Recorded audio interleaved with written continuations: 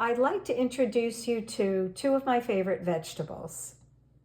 This shredded kale and these shaved Brussels sprouts, both from Trader Joe's. And here's what I do with them. Because I don't like to eat them raw, I think they're just too rough and tough and uninteresting.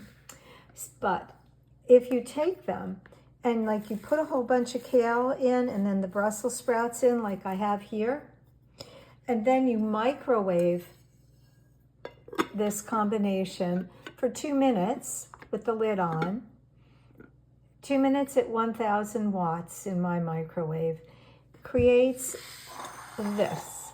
See the difference? It's like much softer, and also it's shrunk down a whole lot. So if you just put this away in your refrigerator for the week, like several times this amount, there's so many things you can do with it.